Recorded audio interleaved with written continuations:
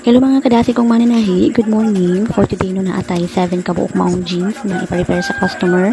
Kaning mga jeans is huot na niya so atuan na siyang simbalan sa isig ka kilid. Symbol is pasabot butangan nato siya extension sa isig ka side, hindi magtastas-taan niya sa iyang waistline para masakto na niya ang iyahang mga jeans.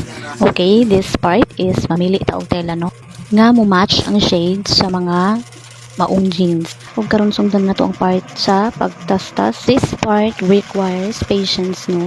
Ang pagtastas is dili jud lalim, usahay magabian, usahay mabuntagan, usahay maglingkod-lingkuranan, usahay magyaka pud sa sahog.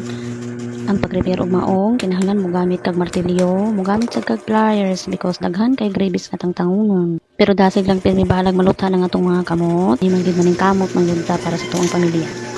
Istorya na nga kapoy pero ayaw undang, padayon, dasig lang jud ta pirmi. Ug mao man ni siya ang porma no sa kisimbalan nga mga maong.